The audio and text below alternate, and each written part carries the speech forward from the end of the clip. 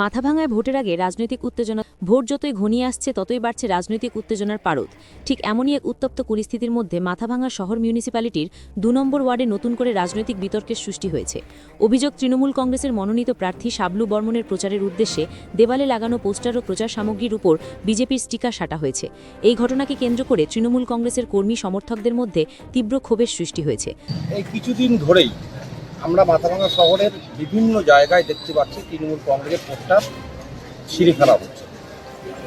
দেখুন, ভারতীয় জনতা পার্টি এটা বিশ্বাস করে না যে কারো পোস্টার ফেস্টুনের উপরে ভারতীয় জনতা পার্টির পোস্টার ফেস্টুন লাগিয়ে প্রচার করবে, কারণ বিজেপির এত খারাপ সময় হয়নি। তো যারা করেছে তাদের অবশ্যই একটা সুদূরপ্রসারী একটা খারাপ চিন্তা ভাবনা আছে, যে একটা আমাদের পার্টির একটা বদনাম করা এবং পার্টিতে একটু ক্লেশ সৃষ্টি করা, ঝগড়া সৃষ্টি করা। কিন্তু আমরা এটা বিশ্বাস করি না যে একটা পার্টির পোস্টারের ওপর আরেকটা পোস্টার লাগানো তাতে কোনো পার্টির ভোট সংখ্যা বেড়ে যাবে, এটা আমরা বিশ্বাস করি না। আমার মনে হয় এটা সম্পূর্ণ ষড়যন্ত্র, 100% ষড়যন্ত্র।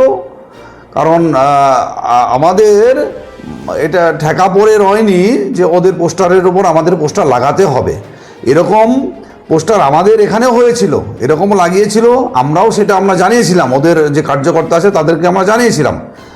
তো সারা মাথাভাঙা জুড়ে, বিশেষ করে মাথাভাঙা শহর জুড়ে বিভিন্ন ওয়ার্ড 11 নম্বর, 7 নম্বর, 2 নম্বর, 3 নম্বর, 12 নম্বর, 1 নম্বর, 9 নম্বর, প্রতিটা ওয়ার্ডে প্রতিটা বুথে আমাদের পোস্টার, ফেস্টুন, ফ্ল্যাগ সমস্ত কিছু ছিঁড়ে দিচ্ছে। আমরা আগের দিন লাগিয়ে যাচ্ছি, পরের দিন ছিঁড়ে দিচ্ছে। সেই নামগুলি আমাদের কাছে আছে, ছবি আছে, বিশেষ করে তাদের ছবি আমাদের কাছে আছে। এবং সেখানে দেখা যাচ্ছে তৃণমূলেরও কিছু কাউন্সিলরের নাম আছে সেই ছবিগুলির মধ্যে আছে। এবং বিভিন্ন আপনার এই যে দুটো যে আব্বাসউদ্দিন সেতু এবং এই যে সুরঙ্গা সেতু, এখানে যে পতাকাগুলি খোলা হয়েছে তার ছবি আমাদের কাছে আছে। বিভিন্ন ওয়ার্ডে যে আমাদের পতাকা ফেস্টুন খুলে দেওয়া হয়েছে, নিচে ফেলে দেওয়া হয়েছে, ড্রেনে ফেলে দেওয়া হয়েছে, তার ছবি এবং তার প্রমাণও আমাদের কাছে আছে যে তৃণমূল এরা করছে। তো আমরা যারা বিজেপি করি, আমরা তাদেরকে আমরা ধিক্কার জানাই।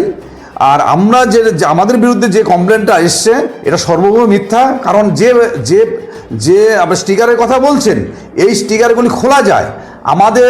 আমাদের কর্মীরা অবশ্যই কোথাও লাগিয়েছে, ফাঁকা দেওয়ালে লাগিয়েছে, কিন্তু সেই পোস্টারগুলি দেখবে পেছনে আঠা লাগানো।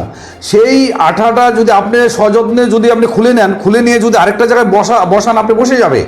এটা একটা চক্রান্ত করেছে এরা, যে আমাদের পোস্টার অন্য কোথাও লাগানো ছিল, কেউ বা কারা সেই পোস্টারটা খুলে এখানে চিপকে দিয়েছে।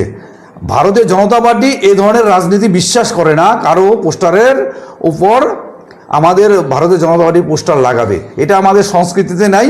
হ্যাঁ, আমরা একটা স্বচ্ছ একটা দল, আমরা এতে বিশ্বাস করি না। আমার নাম দিলীপ কুমার মণ্ডল, ভারতীয় জনতা পার্টির কুচবিহার জেলার সদস্য। আমি আরেকটা জিনিস জিজ্ঞেস করতে চাইব, এখন যেহেতু নির্বাচন বিধি লাগু হয়ে গেছে এবং এই যে কমপ্লেনটা আজকে প্রশাসনিক স্তরে পৌঁছলো তৃণমূল প্রার্থীর তরফ থেকে, সেই ক্ষেত্রে আপনাদের কিছু শোকজ বা দায়বদ্ধতা তো চলেই আসবে।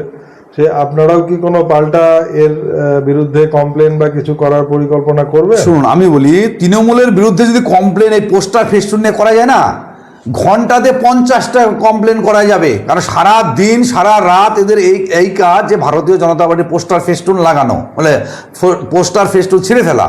আমরা আসলে কি করি না, কারণ এই দলটার কালচারই এটা, যে তাদের ফেস্টুন, আমাদের ফ্ল্যাগস, পতাকা ছিঁড়ে ফেলে। এটা সবাই জানে, সাধারণ জনগণ জানে যে বিজেপির পতাকা লাগানোর পরের দিন থাকে না। এটা তৃণমূলের কালচার, যে পোস্টার খুলে ফেলানো, পায়ে পা লাগিয়ে ঝগড়া করা, এটা তৃণমূলের কালচার।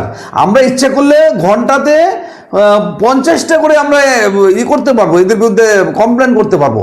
আমরা করি না, যে এটা জানি দলটাই এরকম, এই দলের বিরুদ্ধে আর কি কমপ্লেন করব। সে যদি তাই মনে হয় আমরা করব, পরবর্তীতে আবার করব, আমরাও কমপ্লেন করব ওদের বিরুদ্ধে।